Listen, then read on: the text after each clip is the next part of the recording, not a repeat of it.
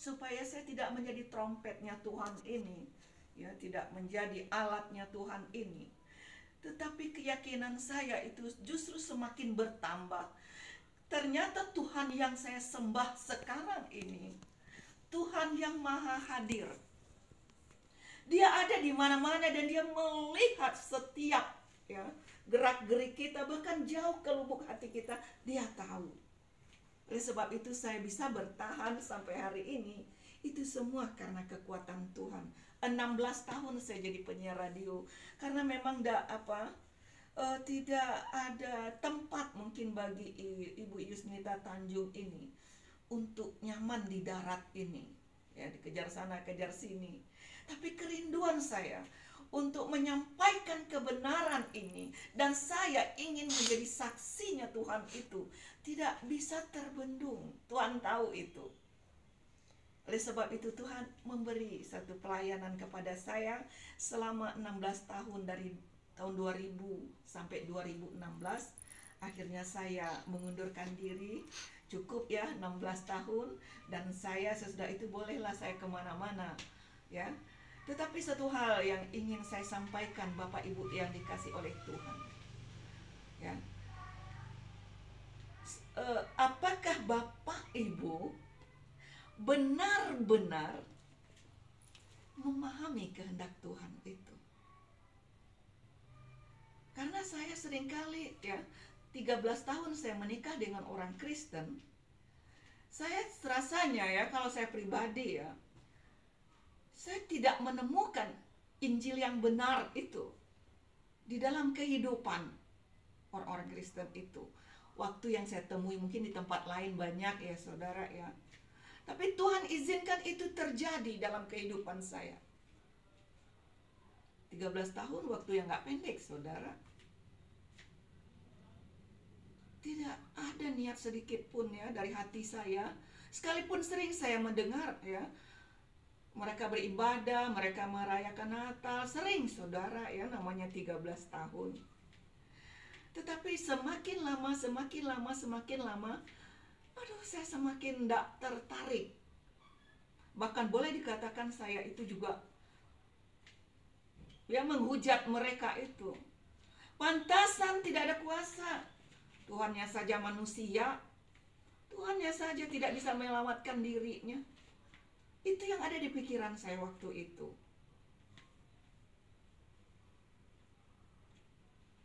Berbeda sekali, ya, pengajaran yang saya dapat di dalam Alkitab ini dengan pengajaran Alkitab saya yang lama. Perbedaannya itu sangat nyata sekali. Kalau di Alkitab saya yang lama, saya 5 bersaudara, ya, saya yang pertama kali menerima kebenaran ini, 1 laki-laki, kakak saya 4 perempuan, kami adik kakak. Perbedaan yang sangat luar biasa, ya. Kalau kami diajarkan di agama kami yang lama bahwa, ya, keselamatan itu kita cari, saudara, dengan amal ibadah kita, dengan segenap juga kekuatan kita, dengan segenap akal budi kita. Tidak ada, ya, orang-orang Muslim itu, apalagi yang radikal itu, yang setengah-setengah itu, tidak, saudara. Juga dengan segenap hati, dengan segenap kekuatan, dengan segenap akal juga. Kita mencari, bahkan kita mau mempertaruhkan nyawa kita untuk mendapatkan keselamatan itu. Tetapi pada akhirnya, ya, saya mengalami kekecewaan yang sangat luar biasa justru. Dari 5 bersaudara mungkin saya bisa mengaji lah sedikit, ya, tamat Al-Quran itu. Belum mengkaji, ya saudara, ya, seperti mantan-mantan kedar yang kebanyakan sekarang muncul, tidak. Tetapi mulai dari juz amma kita selesai, nanti baca Al-Quran selesai, nanti baru memperdalam. Tapi ketika saya sudah selesai itu, kenapa saya merasakan tetap kosong, ya? Saya tidak merasakan ada sesuatu, ya, yang bisa mengubah hidup saya, terlebih hati saya. Tapi Bapak Ibu yang dikasih oleh Tuhan Yesus Kristus, sebelum saya lanjutkan, kita baca dulu firman Tuhan. Kita landasi dengan firman Tuhan, ya. Karena saya rindu sekali di dalam pelayanan saya ini, atau di dalam pengiriman saya akan Tuhan dari awal, saya ingin membawa kabar baik ini untuk semua orang. Jadi saya ingin jadi saksinya Tuhan itu saja. Saya mungkin tak terpanggil jadi gembala, jadi pengajar, ya.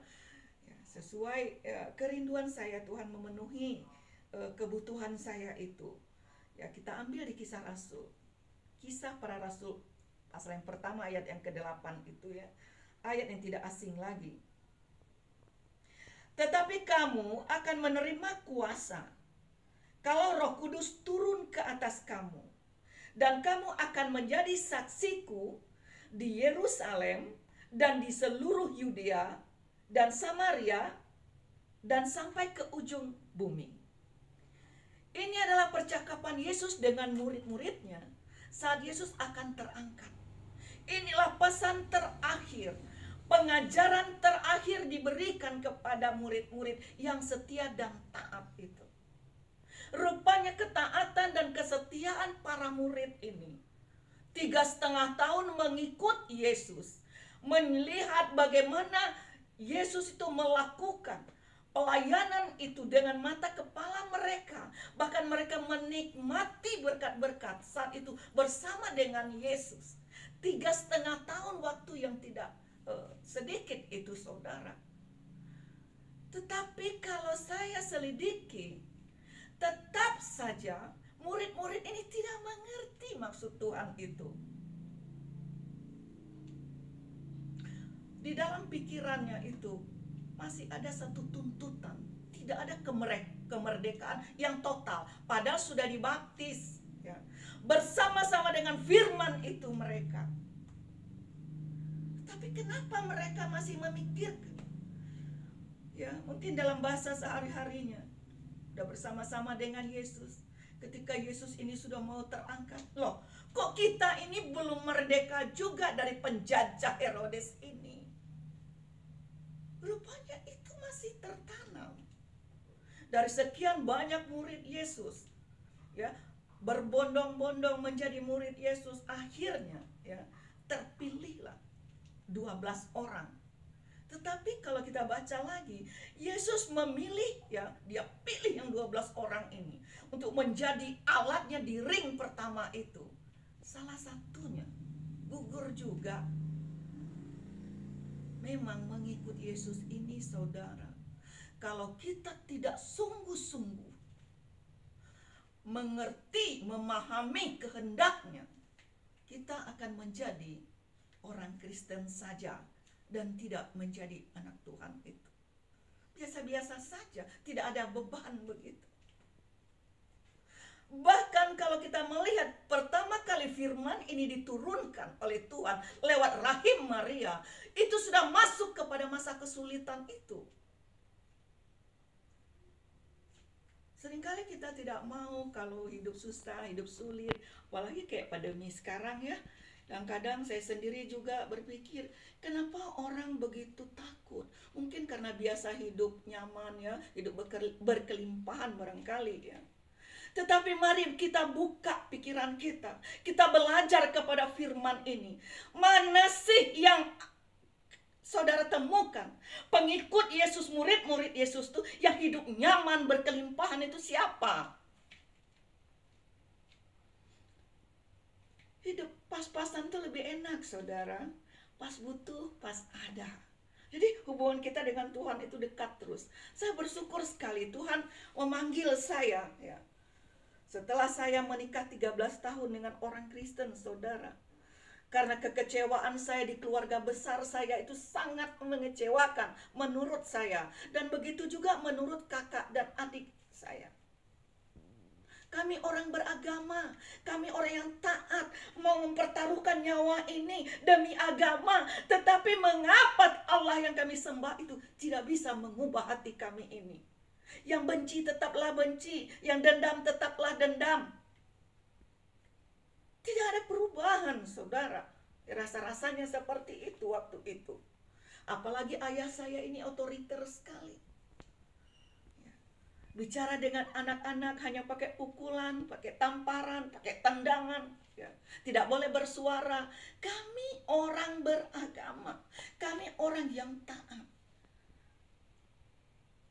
Sekalipun jujur kalau saya pribadi, saya tidak tahu yang lain ya. Saya tidak peduli ya dengan yang lain, perasaan orang lain. Saya pribadi, saya mengalami, kakak saya mengalami, adik saya mengalami. Tidak ada damai sejahtera itu.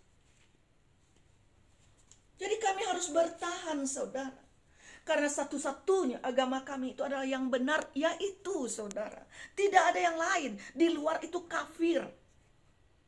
Jadi terkungkung di dalam satu ikatan yang disebut ya pemahaman doktrin dogma seperti itu. Seolah-olah tidak ada dunia luar itu. Tetapi mengapa? Itulah sebabnya saya ingin sekali juga menjadi ustazah itu, saudara. Saya ingin memperdalam tadi rencana kerinduan saya seperti itu. Tetapi di dalam perjalanan hidup saya itu, kami 4 anak perempuan kadang-kadang kalau bercerita, curhat satu dengan yang lain. Tidak lain, saudara. Kepedihan, kekecewaan, dendam, sakit hati. Melihat perilaku ayah, melihat ya keadaan ibu saya. Apakah begitu orang yang memiliki satu pengajaran, satu lingkungan yang hanya berkiblat kepada Allah itu, sehingga Allah yang maha pengasih lagi maha penyayang itu satu-satunya Allah kami, satu-satunya agama kami yang benar. Lalu mengapa hidup seperti ini? Menjadi pertanyaan. Maka saya coba juga, saya lebih dalam ya daripada adik dan kakak saya. Saya mengaji, saya ikut ya ibadah-ibadah atau pemahaman-pemahaman itu. Tetap pulangnya begitu lagi. Ketika ayah memperlakukan kami tidak adil sebagai anak, yang ada di hati saya ini, ya Allah, kapanlah si orang tua ini mati? Bayangkan, habis sholat saya bisa seperti itu. Bahkan ketika saya sholat pun saya tidak khusyuk, saudara. Keadaan membuat kami benar-benar merasa tersiksa lahir dan batin. Tapi kalau kami keluar, diajak ke atau orang datang bertamu, kami harus menjadi orang yang baik. Kami harus sopan santun. Nah, itu ketika saya hidup bersama ibu dan ayah saya. Ibu saya adalah orang yang paling setia dengan suami. Sangat setia. Ya. Tidak ada rasanya ya tangan orang lain itu untuk memasak.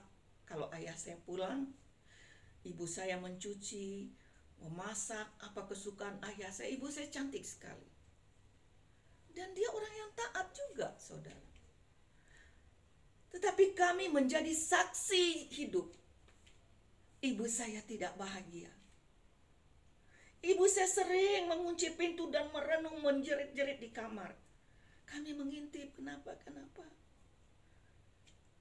Akhirnya kami peluk ibu, ada apa? Mengapa? Ternyata ayah saya menikah lagi. Dan ibu saya istri keempat dari 16 istri ayah saya. Jelas tidak bahagia, saudara. Saya kadang-kadang salut juga dengan saudara-saudara kita yang kedar itu. Apa benar mereka itu bahagia di hatinya? Ketika dia berpoligami itu, saya tidak mengerti.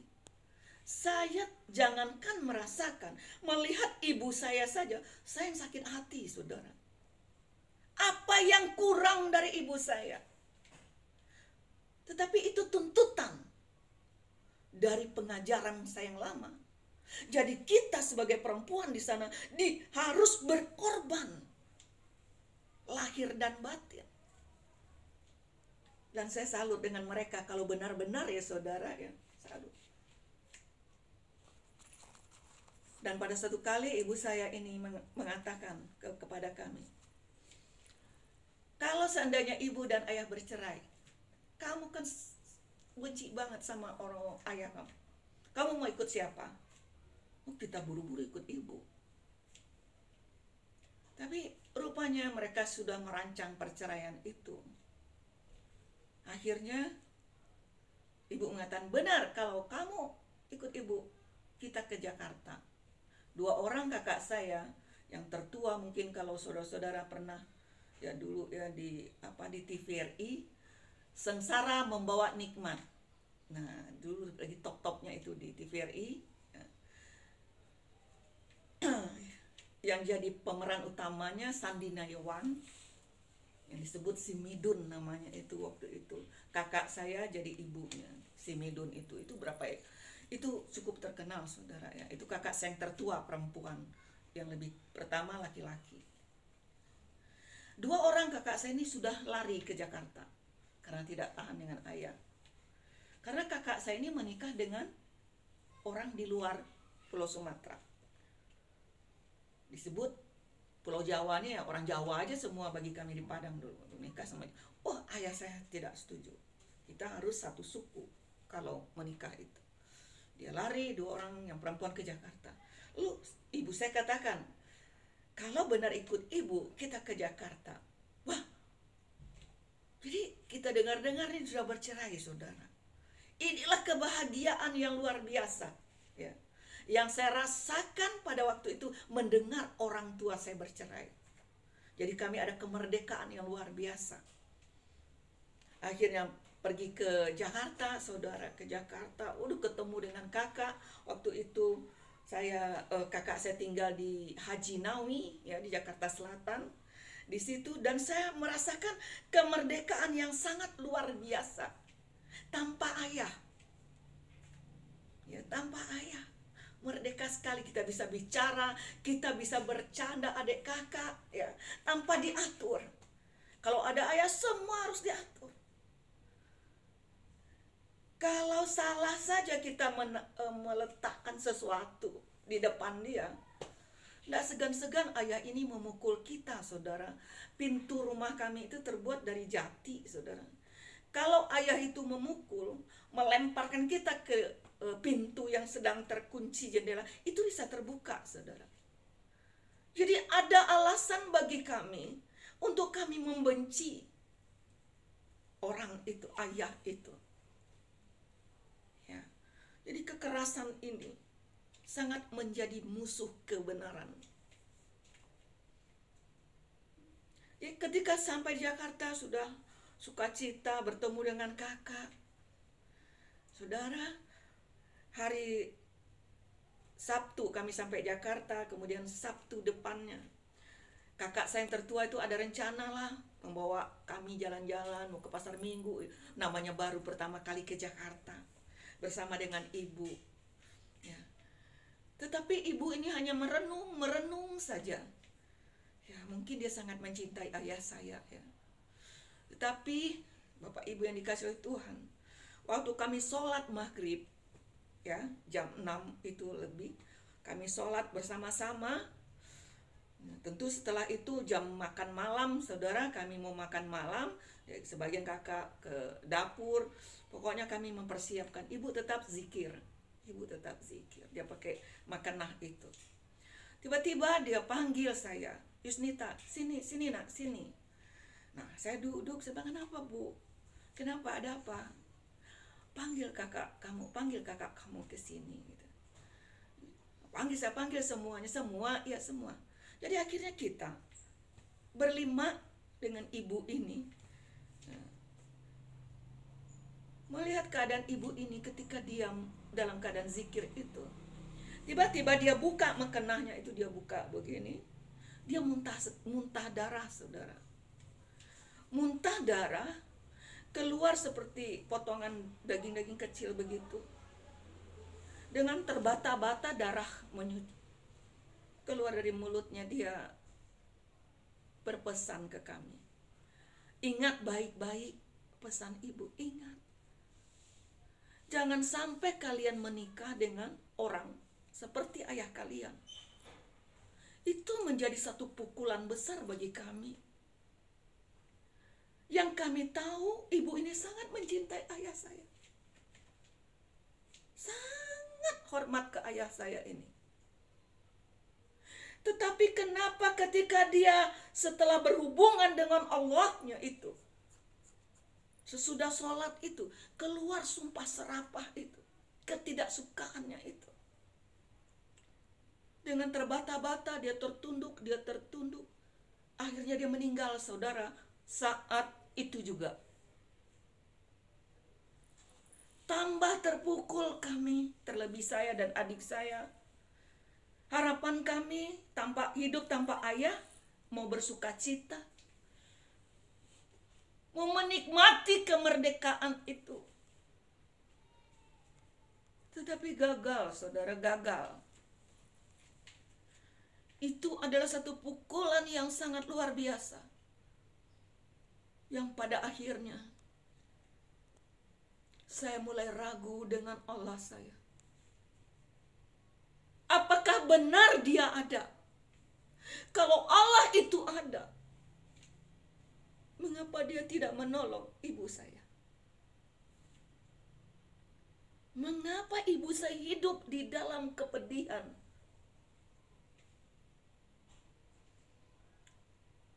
Itu kehidupan saya ketika saya bersama dengan keluarga saya. Kami tidak pulang lagi ke Jakarta, ke Padang, dan menetap karena kalau pulang ketemu ayah, rasa takut. Jadi benar-benar kalau saya bisa membayangkan bagaimana ketika Maria itu menerima benih firman itu di dalam rahimnya, ada satu ketakutan sebagai manusia. Pasti saudara menghadapi lingkungan keluarga, kok kita hamil tanpa pernikahan. Mungkin kalau anak-anak sekarang udah biasa saja hamil tanpa pernikahannya, tapi di zaman itu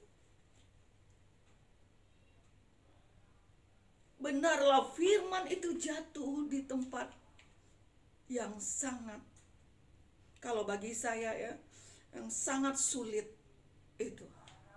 Di dalam kesusahan itu. Di situ saya mau kemana? Saya pikir. Saya sudah kecewa dengan Allah saya, dengan agama saya. Satu kali saya mendengar ada ibadah tetangga kakak saya, ada ibadah orang Kristen. Ya. Karena rumahnya tidak jauh, saya melewati rumah itu, saya dengar ada ibadah itu. Dan mereka membahas tentang pernikahan, saudara. Pernikahan orang Kristen itu dikatakan di situ bahwa apa yang dipersatukan Allah tidak bisa dipisahkan oleh manusia. Terjamin nih. Dan dijamin oleh Allah itu sendiri. Wah, saya bilang, ternyata ajaran orang kafir itu luar biasa. Ya iyalah, setiap perempuan yang normal ya, semua yang wajar saudara ya, dia hanya ingin memiliki satu suami seumur hidupnya.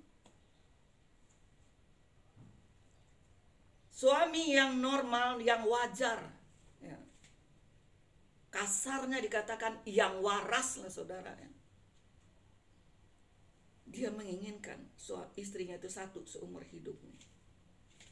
Jikalau ya, kita melihat ke pengajaran Kristen ini, ada di pengajaran Kristen ini, ada tuh. Ketika saya pulang, saya sudah mendengar tentang firman itu. Saya sudah mendengar tentang apa yang dibacakan oleh yang khotbah itu. Tapi hanya sepotong sedikit itu saja. Saya lari pulang karena saya melihat salib, saudara.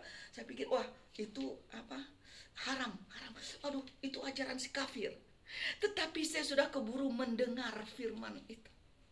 Mulai saya merenungkan, berarti orang kafir, orang Kristen itu orang kafir. Dikatakan guru agama saya kafir. Kok ajarannya begitu bagus? Siapa tokoh itu yang mengajarkan? Ada keingintahuan saya. Nah, akhirnya kakak saya ini, karena kita ikut dengan kakak, pindah ke Jakarta Pusat, saudara ya. Sekarang menjadi Hotel Akasia di situ, di Jakarta Pusat itu. Kita ikut pindah ke situ. Nah, di situ banyak orang Kristen, saudara. Banyak orang Kristen. Saya juga punya teman, tetangga juga orang Kristen. Lama kelamaan saya berpikir, waduh, tidak mungkin ayah tidak cari kami. Tidak mungkin. Kalau ayah datang, dia bawa, udah mulai kebencian saya terhadap ayah saya ini. Mulai udah sampai ke leher saya, saudara. Kalau dia datang nanti, kalau nanti dia bawa saya, lalu saya disuruh nikah dengan pilihannya. Kalau ayah katakan A, ya A, B, ya B, begitu, saudara. Lalu saya ini bilang sama teman saya, di sini ada nggak orang yang jago berkelahi begitu di keramat raya ini? Ya, banyak orang Ambon di situ, saudara. Ya. Akhirnya pede cerita, teman saya katakan, oh banyak kalau tukang berantem di sini. Saya tidak cerita juga apa maksud saya.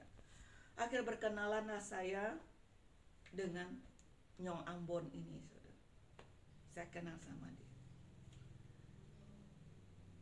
Tidak lama kemudian memanglah ayah saya ini datang, saudara. Ayah saya ini datang. Ayah saya ini juga paranormal, dukun, saudara, guru silat. Dan dia kalau di Padang itu pekerjaan ayah saya itu juragan sapi itu, saudara, ya. Pernah juga punya restoran Padang kita. Nah, di situ ayah saya ini mengatakan udah dikumpulkan, udah dirundingkan lah bahwa saya ini akan dicarikan pasangan. Lalu ada saudara sepupu saya, saudara, di situ. Dia tahu, saya curhat sama kakak saya, sama saudara sepupu saya nggak mau dinikahkan secara paksa begitu atau dikenalkan. Saya sudah punya kenalan. Jadi foto cowok-cowok itu yang saya kenal siapa saja, saudara, saya minta fotonya. Saya bilang sama ayah, kalau dari sekian banyak ini mana yang cocok untuk saya? Dia tunjuk, oh ini. Dia tunjuk orang Ambon ini, saudara. Oh gitu. Tapi untuk memberitahu orang ini Kristen, itu kan nggak sanggup, saudara, ya. Nah, pendek cerita, begitu ayah saya itu mengatakan. Akhirnya satu kali kakak saudara sepupu saya ini mengatakan bahwa ya sudah, kalau cocok itu ya udah sama itu aja. Iya. Tapi ini takut kakak saya agamanya lain. Ayah saya marah, saudara. Dia ambil apa yang bisa, dia mau pukul saya lari, dia kejar, saudara. Itu kebencian saya dengan ayah saya ini sangat amat luar biasa. Merancang-rancanglah saya dengan adik saya, kita kabur saja dari keluarga ini. Kamu ntar juga pasti diperlakukan seperti itu. Pendek cerita, saudara, ya saya carilah yang di keramat itu yang benar bisa berantem, dengan harapan saya nanti kalau saya menikah dengan jagoan itu, kalau ayah saya cari saya adu dia dengan itu si cowok saya itu. Nah, pada akhirnya saya nggak susah sulit amat lah, kata orang zaman sekarang ini nembak orang Ambon ini. Karena dulu ya lumayan cantik juga lah, saudara. Dulu masih muda ya, rambut panjang, ya badan masih langsing gitu. Nah, akhirnya maminya terima. Saya bilang saya mau kabur, Mam, karena kasusnya gini. Oh, enggak apa, kesini aja. Keluarganya. Akhirnya pendek cerita, saya menikahlah dengan orang Kristen ini, dengan harapan saya seperti tadi. Tapi aneh bin ajaib, saudara, ayah saya ini nggak pernah datang dengan kegarangan itu, nggak. Dia bilang sudah, anggap aja anak ini kalau di Padang tuh pecah telur ayam satu. Jadi apa pesan Tuhan dalam perjalanan hidup saya ini, Bapak Ibu? Jangan suka kita menggali lubang, kita akan terjun ke dalam lubang itu sendiri. Jangan suka dendam, sakit hati, kebencian. Akhirnya benar-benar saya mengalami satu penderitaan yang sangat luar biasa. Keinginan saya tidak tercapai, kerinduan saya tidak tercapai, dendam saya tidak terlampiaskan. Saya menikah dengan orang Kristen ini 13 tahun, saudara. 13 tahun saya menikah, dapat 3 anak. Penderitaan ibu saya kembali saya alami. Kembali saya alami. Pantang hidup saya sebenarnya bercerai. Saya ingin mempertahankan rumah tangga saya. Tetapi bagaimana saya melihat ya di wilayah orang Kristen ini, yang mabuk tetap mabuk, berjudi tetap berjudi, berselingkuh ganti pasangan, hal yang biasa, lebih parah dari keluarga orang tua saya. Karena mereka beribadah, lalu ketika mereka memuji Tuhan tuh seolah-olah pun mereka lah yang paling benar. Saya kan sering ikut juga nguping-nguping kalau bikin ibadah, saya ada di luar kayak kedengaran. Kok enggak cocok begitu dengan apa yang dikhotbahkan itu. Jadi 13 tahun saya menikah, saudara. Dari tidur pertama menikah itu hanya pakai tikar, tanpa bantal. Saya tinggalkan semuanya. Tetapi kok yang saya dapat hanya kekecewaan, kepahitan, kepedihan, pengkhianatan. Terlebih ketika saya difitnah habis-habisan itu. Kembali saya ke dunia sinetron itu, saudara. Ya, saya pikir ya sudahlah. Saya mau cari uang. Mungkin dengan uang ini kita bisa dihargai orang. Begitu, ya.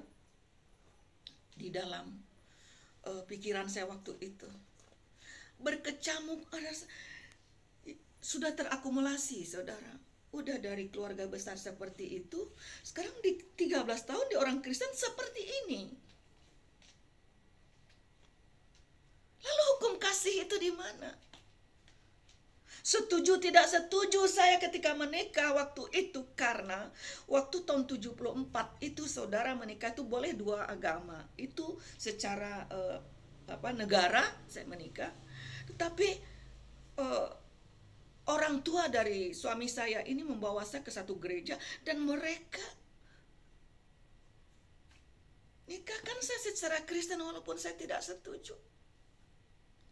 Itu mulai dendam saya terhadap orang Kristen ini, saudara, tumbuh.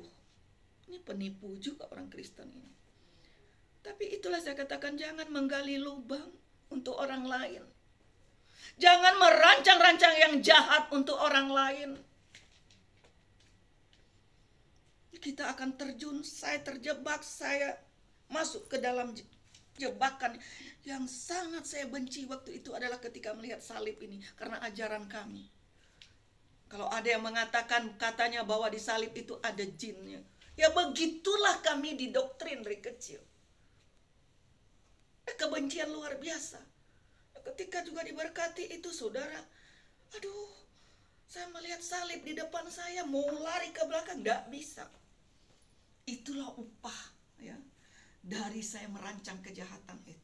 Saya menderita dan menderita. Anak-anak saya sekolahkan di pesantren, ya, di Darun Najah, Jakarta Selatan itu. Sudahlah, kalau dia mau ikut saya, agama saya, walaupun saya tidak percaya lagi dengan Allah saya itu, saudara, tapi saya punya agama, daripada seperti itu. Sudah pantasan orang Kristen seperti itu. Dia mempertuhankan manusia. Ya, tambah kacau balau, saudara. Pendek cerita, 13 tahun saya bertahan, saya tidak tahan, dan saya bercerai. Saya menceraikan. Ketika saya difitnah, saudara, di situ benar-benar iblis bekerja keras di dalam kehidupan saya. Rasa penguasaan diri kata orang Kristen itu, waduh, boro-boro ada, tidak ada lagi, saudara. Yang ada kebencian, dendam kiri dan kanan. Kalau Tuhan Yesus itu benar berkuasa, benar dia turun ke bumi, dia berkuasa, kenapa dia tidak bisa mengubah orang-orang yang beribadah ini? Kok dia seperti itu? Kok masih bisa berselingkuh, berzina, ganti ini, ganti itu. Seolah-olah kita ini, istri ini dianggap apa? Dengan maboknya, dengan minumnya, dengan judinya, dengan saya bilang, ini dunia apa? Inilah neraka itu.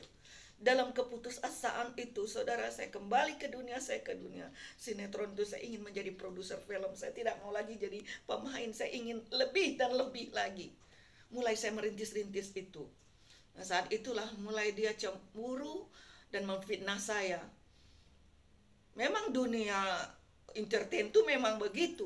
Tapi kan tidak semua juga di sana itu. Orangnya seperti apa yang ada di pikiran orang tentang dunia itu, saudara. Masih banyak kok yang benar di situ. Betapa sulitnya kita hidup baik di tengah-tengah yang tidak baik itu, tapi tidak dihargai juga. Di situ saya berontak dan akhirnya saya ceraikan. Saya berkumpul kembali dengan keluarga saya. Saya numpang di rumah kakak saya yang pakai jilbab itu, saudara. Namanya Ibu Rita ya. Saya numpang di situ. Saya hanya memendam di dalam diri saya ini. Tidak ada Tuhan, tidak ada Allah. Tidak abstrak itu semuanya, tidak ada. Yang penting cari duit, cari duit. Saya diam-diam mulai saya ke TVRI, ke Taman Ismail Marzuki, ke TPI. Mulai saya membuat dokumenter-dokumenter yang setengah-setengah jam itu.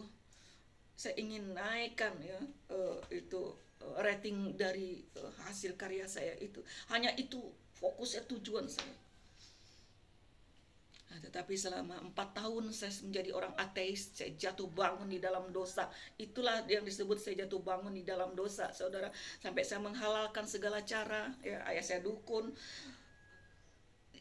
Nggak cukup dukun itu ayah saya aja, saya pergi lagi ke tempat lain. Bagaimana? Karena di sana sudah biasa, apalagi tidak ada punya Tuhan. Hidup penuh dengan kebencian, pengen cari uang. Pada satu kali disitulah Tuhan itu ya, membuat satu perubahan yang luar biasa bagi saya. Ketika saya ingin memproduksi yang lebih besar lagi, saudara. Ya, kenapa saya numpang di rumah kakak saya? Aset saya sudah terjual. Mudah, saudara, di dunia entertain itu kalau kita sudah bisa memproduksi. Jadi pemain saja bisa kaya, apalagi kita yang memproduksi. Kalau orang yang pernah terjun ke dunia itu atau di sinetron itu tahu persis itu, saudara. Nah, untuk ke sana saja menjadi figuran saja itu sulitnya minta ampun, saudara. Banyak orang mengorbankan apapun pengen ke situ. Saya sudah ada di tengah, saudara. Sudah ada di tengah. Ya. Saat saya akan memproduksi satu film yang cukup besar bagi saya, kalau untuk media TV itu kalau 1 jam itu sudah cukup besar itu, saudara. Apalagi saya senang membuat film itu seperti kayak Ramayana, kayak begitu. Saya senang sejarah begitu, saudara. Saya cari uang, cari modal, saudara, untuk membuat master film saya itu satu. Saya tidak mau kerjasama dengan TPI. Saya mau ya menjadi produser tunggal. Saya akan cari sponsornya. Saya akan menghubungi seluruh Pemda yang ada. Keserakahan saya itu mulai muncul. Nanti kalau kita kerjasama, nah untungnya ini kan dibagi, fee-nya itu dibagi-bagi, saudara. Itu, waduh, saya enggak. Ini sudah paling saya kerjasama dengan yang meng-ACC naskah saya itu. Pemda tingkat 1, tingkat 2 itu saya harus datangi 3 provinsi, saudara. 2 provinsi sudah goal. Karena kerjasama mengangkat pariwisata yang ada di provinsi itu. Disitulah nanti kami kerjasama sama Pemda. Banyak sekali hotel-hotel apakah bisa menjadi sponsor itu, saudara. Nah, untuk biaya satu master film itu saja, saudara, itu cukup besar. Kalau sekarang 2-3 M lah begitu satu episode itu, saudara. Saya tidak ada uang sebanyak itu. Paling kalau sekarang ini sekitar 500 juta lah uang saya. Yang lainnya itu harus saya cari. Ya, kerjasama sama 75% sudah oke, saudara, tinggal 25% saya akan goal ini. sulit sekali untuk menembus provinsi Jawa Barat ini. Itulah saya duduk, setidak-tidaknya saya punya agama. Akhirnya saya sholat, saudara. Saya sholat. Saya malam itu sholat tahajud, saya zikir. Saya bilang, ya Allah, mudahkanlah ini. Kenapa kok begini sulit sekali? Udah 8 bulan lebih persiapan ini. Itu memakan dana nggak sedikit. Semua alat-alat harus kita sewa. Saudara, tapi saat itulah terjadi perubahan. Ketika saya mulai membaca Alkitab yang lama, seperti ada suara saudara mengatakan, jangan baca itu, baca yang jangan baca itu, baca yang itu. Jadi ada yang mengarahkan saya, sepertinya saudara ya. Saya lihat siapa ya di kamar, enggak ada, saya cuma sendiri. Lalu saya lihat ada saudara di sebelah kanan saya itu ada Alkitab. Lalu saya ambil itu, saya baca Alkitab itu, saudara. Saya buka dan terbuka. Inilah ayat yang mengubah saya itu. Yesaya 41 ayat 9 dan 10. Dikatakan di situ, Engkau yang telah kuambil dari ujung-ujung bumi, dan yang telah kupanggil dari penjuru-penjurunya. Aku berkata kepadamu, engkau hambaku, aku telah memilih engkau, dan tidak menolak engkau. Janganlah takut, sebab aku menyertai engkau. Janganlah bimbang, sebab aku ini Allahmu. Aku akan meneguhkan, bahkan akan menolong engkau. Aku akan memegang engkau dengan tangan kananku yang membawa kemenangan. Saudara, ketika saya kan tidak tahu Alkitab ini di ayat itu ada di mana. Saya hanya asal buka, saudara, begitu. Terbaca itu. Ketika saya membaca Alkitab ini dengan bersuara, kedengar terngiang-ngiang di telinga saya. Memang saya ingin menang. Tapi ada yang berjanji di dalam pembacaan ini. Jelas sekali kata-kata itu. Aku memegang engkau dengan tangan kananku yang membawa kemenangan. Wah, itu agak tersentak saya, saudara. Saya lihat, bukankah ini punya orang Kristen itu? Ya Allah, salah. Saya lempar, saudara ya, saya lempar. Tetapi saya sudah mendengar. Sudah mendengar, saudara, bahwa ada yang akan menyertai saya, ada yang akan memegang saya, ada yang akan memberi kemenangan untuk saya. Sejak itu akhirnya saya ambil lagi, saya cari, nggak ketemu ayat itu, saudara, nggak ketemu. Selesai sampai di situ. Terngiang-ngiang terus itu, sepanjang kemana saya pergi gitu. Siapa ya itu? Apakah itu Tuhannya orang Kristen itu? Saya dengan keberanian yang saya kumpulkan, besok malamnya, saudara, saya ambil, mulailah saya membaca-baca Alkitab ini. Saya baca dan saya baca. Semakin saya baca dengan satu kerindu, keingintahuan siapa itu. Kalau baca Alkitab, maka saya katakan, jangan kau keadaan baca-baca Alkitab lalu kau masuk Kristen. Tidak bisa, saudara. Tinggal firman itu di hati kita. Bacalah firman ini dengan kerinduan, dengan keinginan. Maka Tuhan itu akan meresponi kita. Firman itu yang ada di sekitar kita juga, ya, yang sudah kita dengar lewat orang-orang ya sekitar kita. Banyak kan kita dengar, kok hidup kita begitu-gitu saja. 13 tahun saya mendengar tidak ada apa-apanya. Tidak ada yang berubah. Yang ada kebencian, yang ada kebencian. Tetapi karena saya membaca, saya mencari, lalu saya membaca, lalu saya renungkan. Loh, kok begitu? Benarlah Mazmur pasal 1 itu. Renungkanlah firman itu siang dan malam. Kalau saudara baca-baca saja, tumbuhnya kayak akar toge, saudara. Begitu-gitu, besok begitu lagi. Tapi ketika karena saya ingin menjadi saksinya Tuhan, ini Tuhan hadir di tengah-tengah kita. Ada kerinduan, saya ingin lepas dari penderitaan ini. Saya ingin bebas sebenarnya. Biarpun saya bergaul dengan orang-orang yang glamur-glamur begitu, tetap saya punya kekosongan, saudara. Apalagi fokus saya cuma uang begitu, saudara.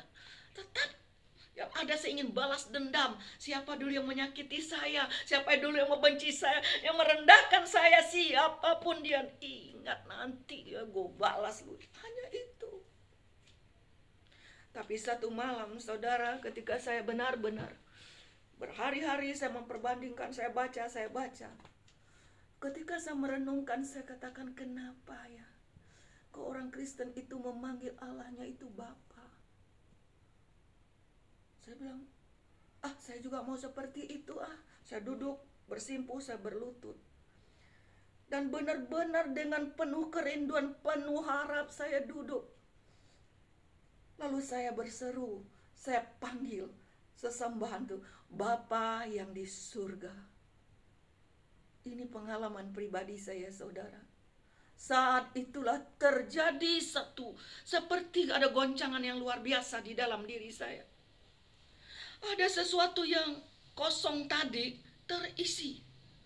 Seperti ada yang masuk. Ketika itu masuk seperti ada yang gugur. Saya menangis dan saya berguling-guling. Saya ada apa ini? Kenapa kok jadi begini? Ya Allah, siapa ya itu tadi? Lalu saya seperti orang kenal, Bapak tolong saya. Berapa malam kemudian saya tetap membaca, saudara. Naskah-naskah saya pinggirkan. Saya mulai membaca, saya mulai mencari. Lalu seperti saya melihat ya, ada lemari plastik itu terbuka. Kalau lemari plastik itu ada resletingnya, dibuka. Sepertinya ya, saudara, ada kehidupan di situ, sangat tenang, nyaman sekali. Ada kerinduan di hati saya. Saya pengen hidup seperti itu. Orang banyak di situ, tapi damai, saudara. Tidak rusuh ya seperti yang ada di dunia ini. Damai begitu. Tiba-tiba seperti ada suara minta, apa yang kamu mau minta? Saya katakan, Tuhan selamatkan saya. Hanya itu yang saya minta, semuanya kembali normal. Itu satu perkataan yang sangat meneguhkan saya. Padahal saya cari sponsor, saudara, saya cari uang. Tapi sekarang ini yang keluar dari mulut saya, selamatkan saya Tuhan. Sejak hari itu, malam itu, saudara, saya merasakan ada perubahan. Saya ingin cari siapa tokoh yang membawa saya kepada kemenangan itu. Kalau dia Isa Al-Masih putra Maryam, itu orang Kristen menyebut Yesus. Kalau Yesus itu ada di Alkitab ini, kalau benarlah dia itu firman, ya, firman yang hidup itu, saya pengen dihidupi oleh firman itu. Saya akhirnya mulai, kemana saya mesti belajar ini? Saya harus dibimbing. Saya cari, berdoa kemana? Bapak, saya harus kemana? Puji nama Tuhan, Tuhan bimbing saya, saudara, ke gereja GKRI. Waktu itu gembalanya Bapak Pendeta KM Yusuf Roni. Lalu saya ceritakan sama Pak Yusuf semuanya apa yang terjadi dalam hidup saya.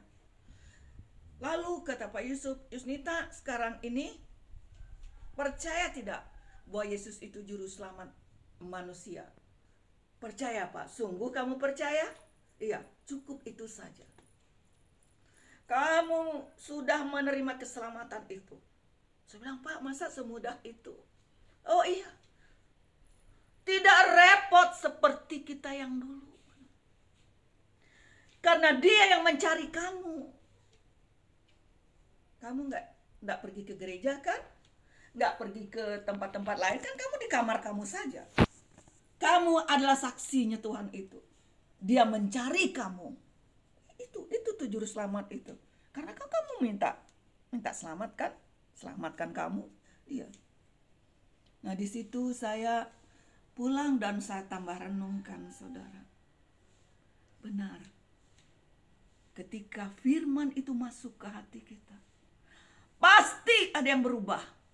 Pasti. Karena firman itu adalah Yesus Kristus itu sendiri. Di Roma pasal 1 ayat 16 dan 17 itu jelas sekali dikatakan bahwa Injil itu adalah kekuatan Allah itu. Orang benar itu hidup dari iman. Beriman kepada Tuhan Yesus itu. Percaya sungguh-sungguh. Saudara, apa yang berubah di saya? Yang pasti, yang nyata, ekonomi saya morat-marit.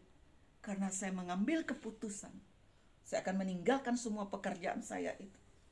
180 derajat saya akan fokus kepada Tuhan ini. Dan Bapak Ibu yang dikasih oleh Tuhan, ketika saya benar-benar menyadari diri saya ini siapa.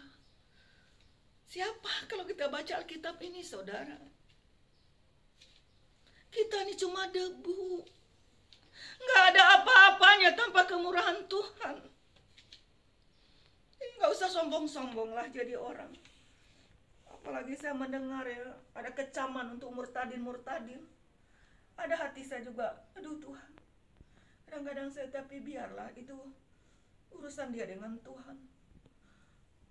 Saya mengalami betapa proses Tuhan di dalam pengiringan saya akan Tuhan Yesus ini.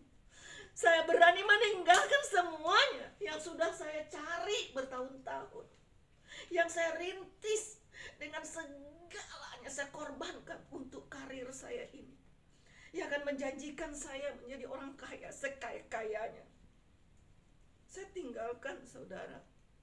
Sampai hanya makan untuk membeli nasi untuk anak saya, nasi warteg itu, saudara. Saya nggak punya uang.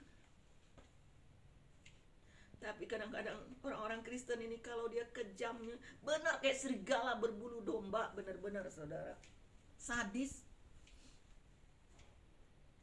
Di situ saya merasakan bagaimana perubahan terjadi.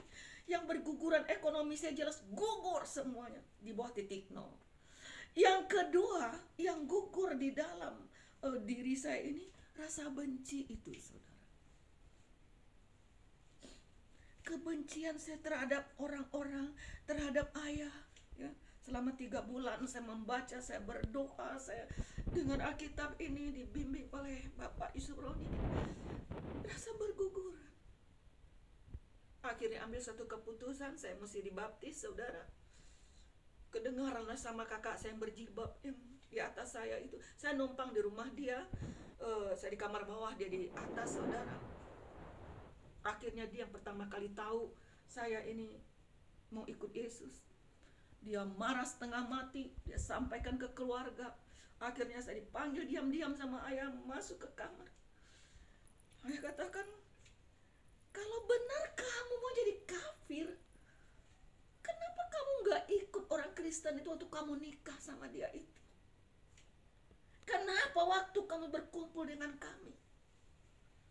Waduh, dia marah setengah mati. Tetapi heran, saudara, dia gak bisa memukul saya. Cuma dia pegang, saya dorong ke dinding saja. Apa yang ada di hati saya? Saya lihat ayah saya yang saya benci, dia lahir dan batin. Saya melihat mata ayah, saya bilang, Tuhan selamatkan juga ayah saya, Tuhan. Itu di hati saya, selamatkan. Kamu, saya habisi kamu. Pembawa virus di keluarga. Lebih bagus kamu mati saja. Anak durhaka, anak setan. Waduh, sudah sadar. Heran saya, terheran-heran. Kalau dulu gitu udah dendam di hati saya. Itulah karya Tuhan di dalam hidup saya pertama kali. Saya sanggup mengampuni orang yang menyakiti saya. Saya sanggup mengampuni ayah saya karena dia mau bunuh saya yang ada di hati saya. Saya kasihan di Tuhan. Kenapa? Karena saya sudah menikmati kasih Tuhan itu. Ada perubahan, ada pengharapan di dalam Kristus ini. Tidak lagi terfokus kepada hal yang fana ini. Janjinya, dia akan menyertai kita untuk di bumi. Dia menyertai kita sampai kesudahan zaman. Sesudah mati, dia berjanji pula bahwa kita akan hidup kekal kekal bersama-sama dengan Dia. Kalau kita tidak percaya janji Dia, lalu kita mau percaya janji siapa? Dulu saya memuliakan Allah saya sedemikian yang tidak kelihatan, yang begitu jauh sekali dari saya. Bahkan kami dulu mau menyerahkan nyawa kami berjihad sampai ke nafas terakhir. Sekarang Dia berinkarnasi, Dia datang menjadi manusia.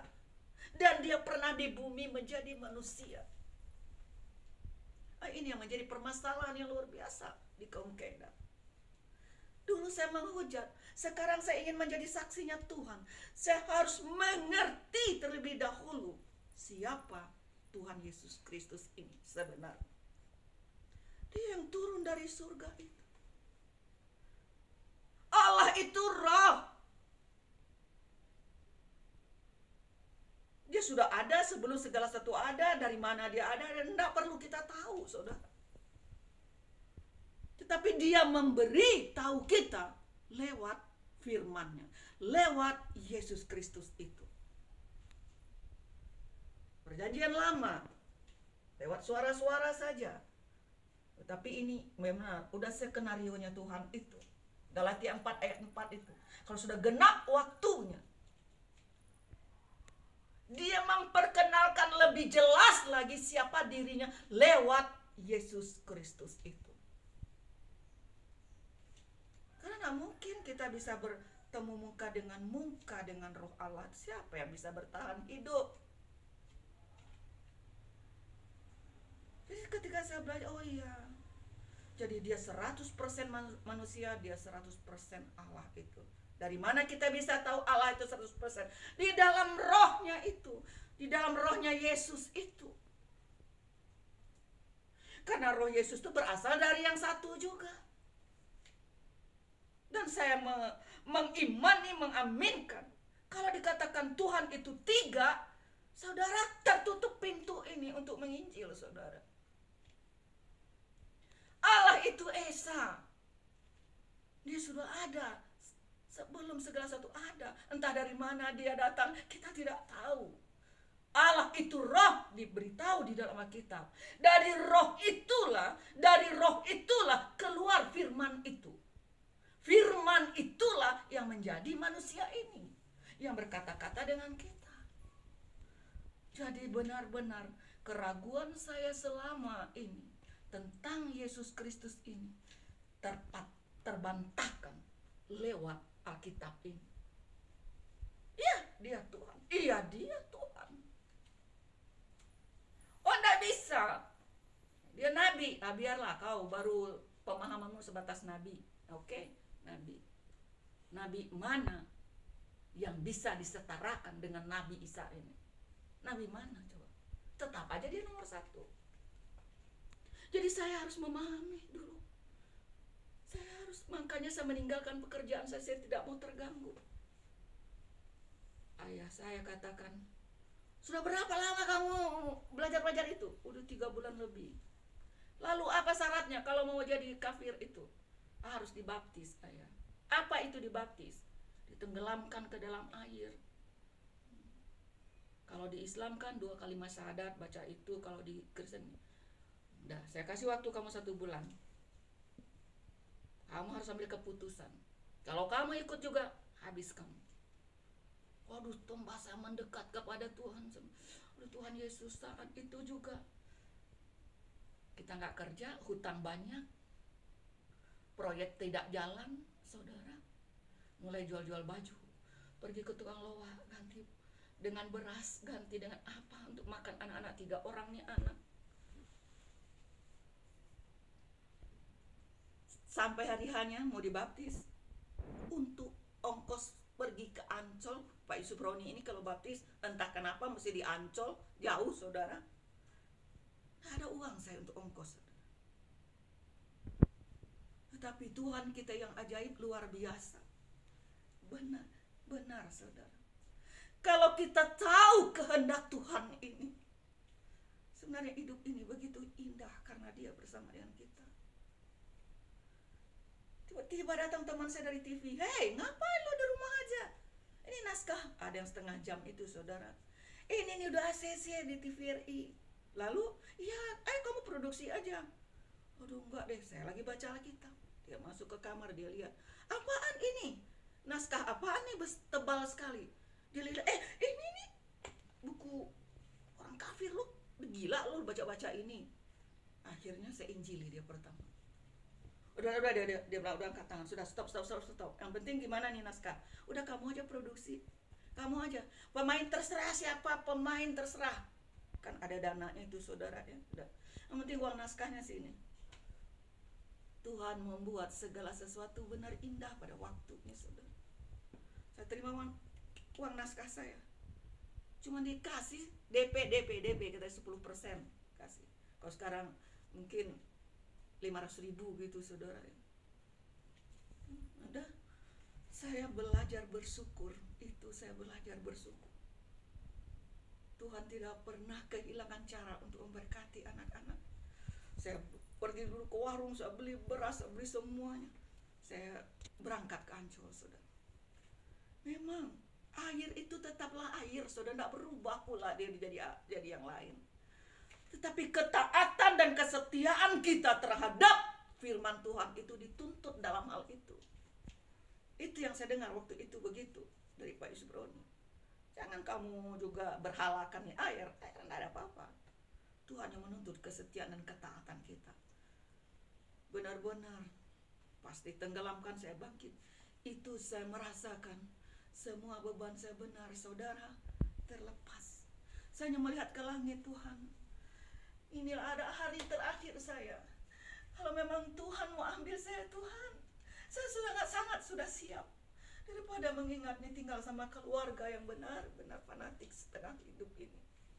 Sudah, saya pulang. Saya pulang, semua terdiam di rumah. Nggak ada yang bersuara. Dia sampai saya masuk ke kamar. Dia bilang, saya sendiri, ini kok jadi begini. Lalu ayah saya bilang, cukup, kamu aja yang jadi kafir. Berarti saya lolos. Kedua kalinya saya menerima mujizat Tuhan itu. Saya lolos.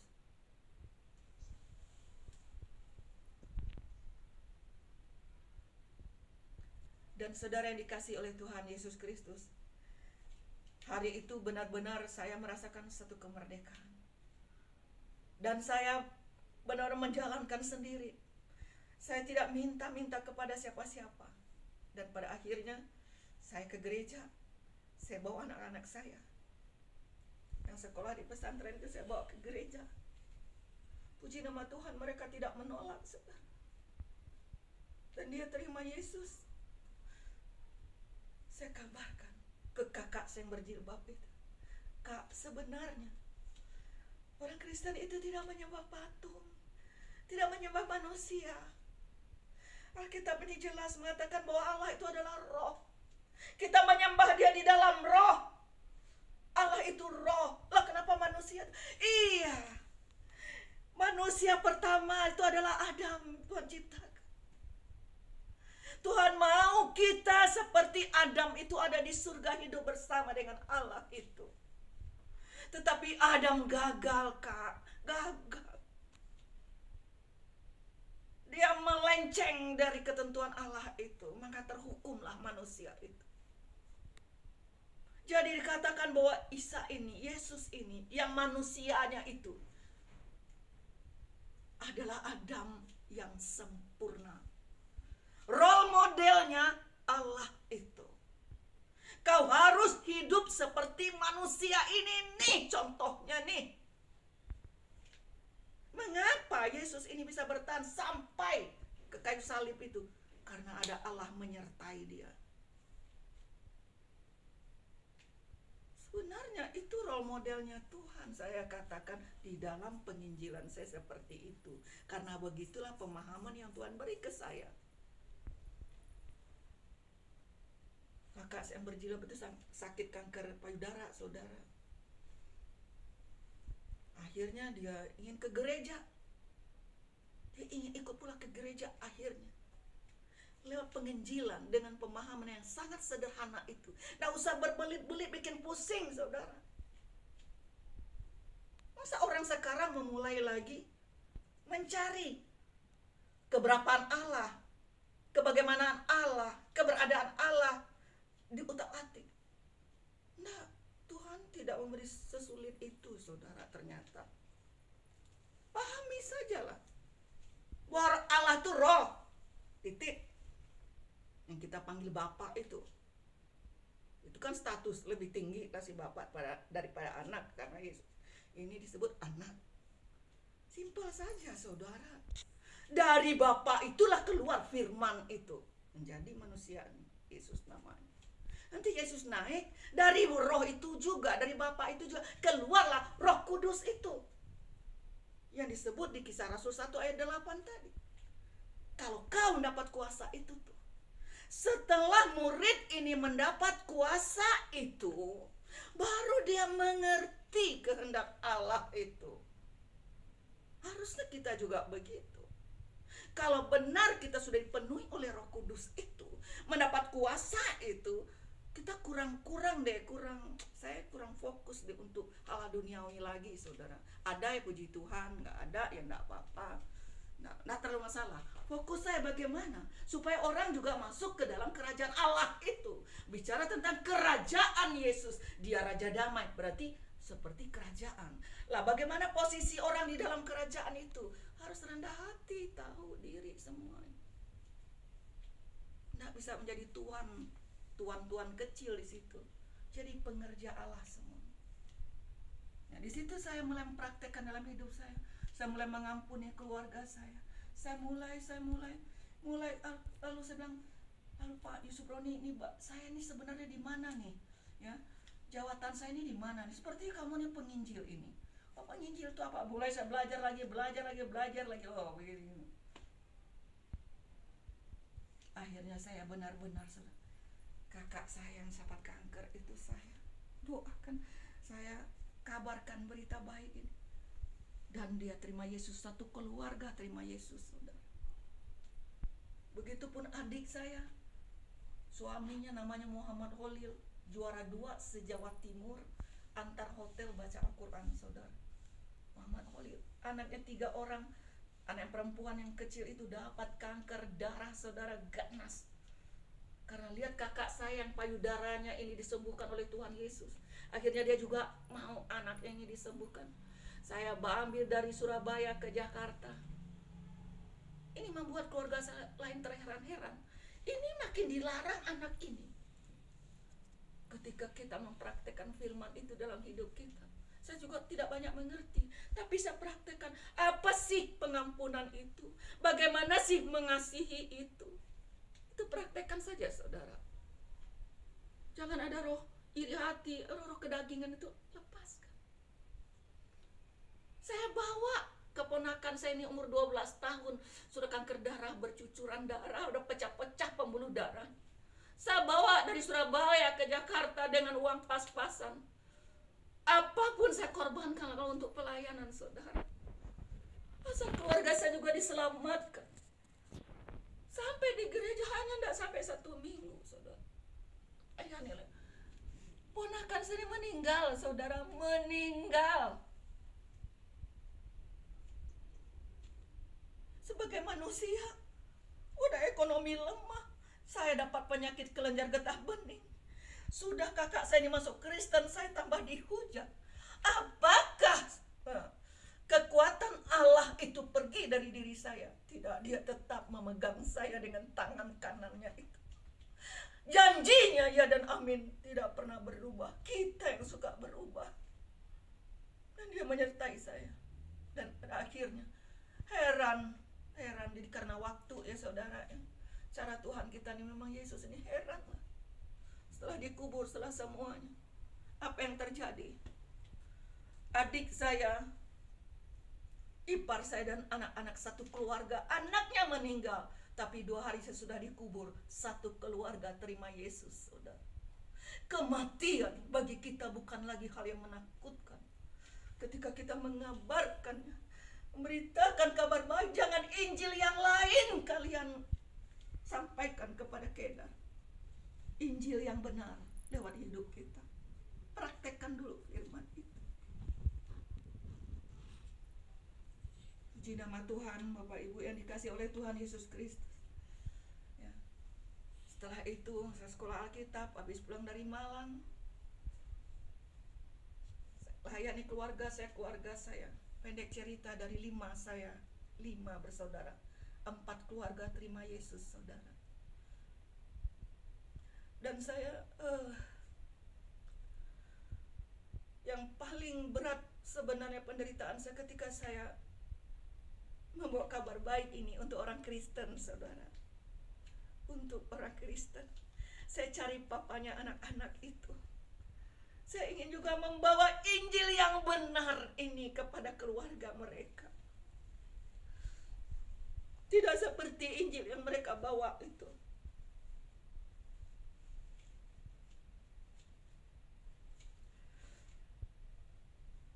Tiga 13 tahun saya bercerai dan saya berpisah. Sekarang saya kembali. Saya cari dia di antara perempuan-perempuan itu.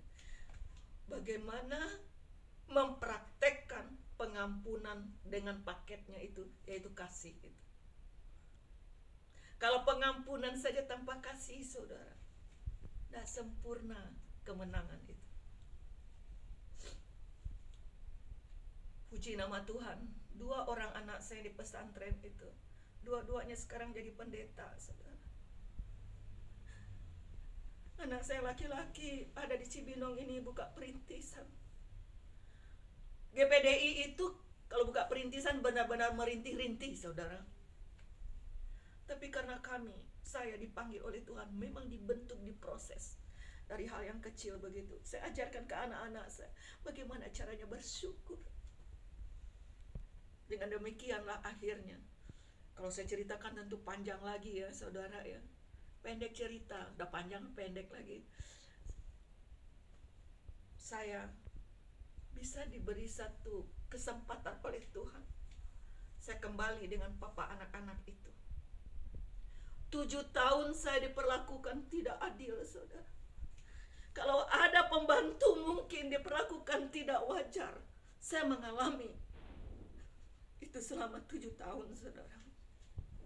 Selama 7 tahun itu saya berjuang bersama dengan Tuhan. Anak-anak saya masuk sekolah Alkitab. Kelakuan papa anak-anak ini lebih buruk dari sebelumnya terhadap saya. Lebih buruk, saudara. Kalau saya ceritakan hanya Tuhan yang tahu. Tapi kenapa? Fokus saya, ayat terakhir kita, saudara ya, di Injil Yohanes pasal yang keempat itu. Ini fokus saya di dalam melayani itu.